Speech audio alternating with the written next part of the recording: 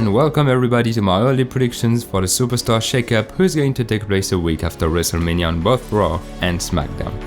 Today we're going to focus on the Raw side with 10 picks, and next week we're gonna do the same for SmackDown.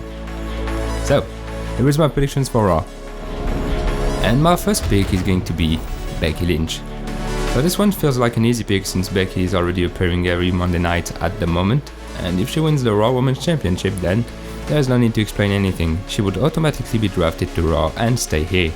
However, if Becky fails to win the belt at Mania, she will go straight back to SmackDown since she's technically still part of the Blue brand.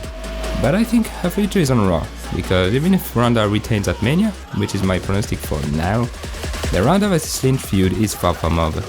So, in any case, Becky Lynch drafted to Raw. Second pick, the Viper, Randy Orton. So, ever since he joined SmackDown in 2016, Randy's SmackDown run was, I think, a bit disappointing. Don't get me wrong, he won the WWE title and became a Grand Slam champion thanks to the US Championship during that time, but he also suffered a painful storyline with Jinder Mahal who lasted for months and was a bit stuck in a mid-card after that. Right now, everything is looking quite better, but I feel like he's the kind of guy who would benefit from a switch to Monday Night Raw. Speaking of guys who need some fresh air, Shinsuke Nakamura. If WWE wants to keep the Japanese superstar, they desperately need to figure out a plan for Nakamura's future.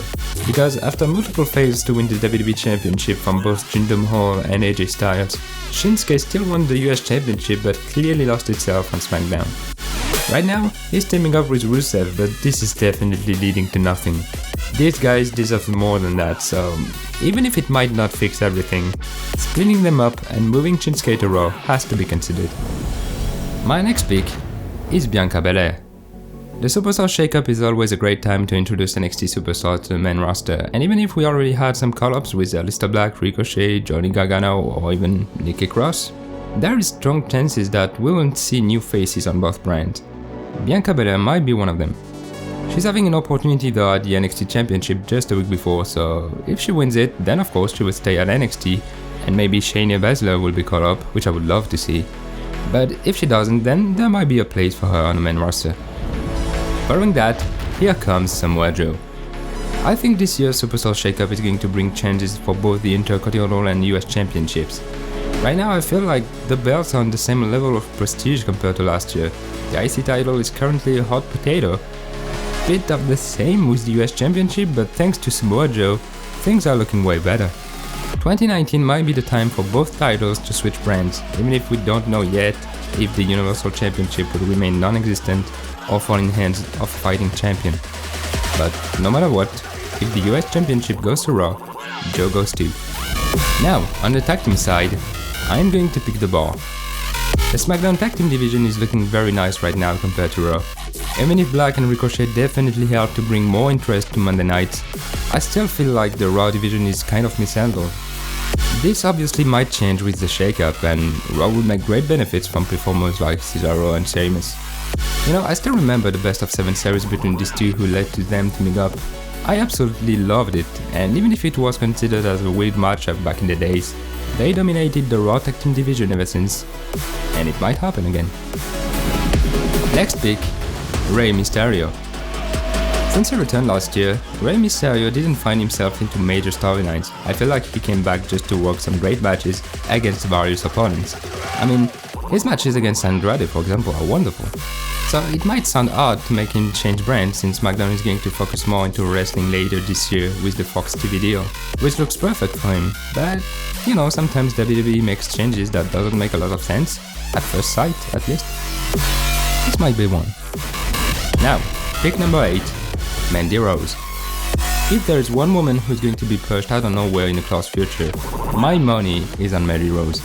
WWE seems to have great plans for her, even if she's not the most astonishing performer on the main roster, but she has made some good progress lately with the Elimination Chamber and Fastlane, so it might be time for the former tough enough participant to go solo, why not on Raw, and leave Sonya Deville behind, who deserves to go for a solo run too on SmackDown. It might be dangerous for Mandy to go on Raw right now, but it will be a massive opportunity nonetheless. Next week, from NXT, the Bruiserweight, Pete Dunne. I will admit that this one is more about a personal wish than a prediction, but Pete Dunne finally coming to Raw is a possibility. At the moment he's still rocking an incredible title reign of 660 plus days as United Kingdom champion, which is insane. But that might come to an end at NXT TakeOver New York just before WrestleMania. So in that case, what's up for him after that? The NXT UK division clearly benefits from Pete Dunne, and I don't see him leaving the brand that was built around him. But if WWE has something else in mind for him, then the Bruiserweight will be an amazing addition to a place like Monday Night Raw. And finally, the last pick for Raw, AJ Styles. If WWE wants to shake things up for real, then what better pick than the phenomenal one? AJ is one of the most important wrestlers on SmackDown, even in the world. He's good at everything. SmackDown might not really be the house that AJ Styles built, but he was definitely part of the blueprints. I mean, he's been WWE champion, 2 times US champion, WWE champion again for the year. Hell, his only big challenge was like James L was. AJ is the kind of guy that would change the face of any brand he's part of. So obviously moving him to Raw is not going to be an easy decision. He would only be drafted if a superstar of his caliber joined SmackDown. And there's one. But I will cover that with the SmackDown edition next Sunday. So once again, here is my 10 picks for Raw. Tell me what you think about them, and tell me yours in the comment section below. Thanks everyone for watching. As always, don't forget to share, like and subscribe if you enjoyed the video. You can also follow me on Facebook, Twitter and now Instagram. I'll see you next week for my top 10 picks from SmackDown Live. And if you don't want to miss it, click beside the subscribe button and ring the bell.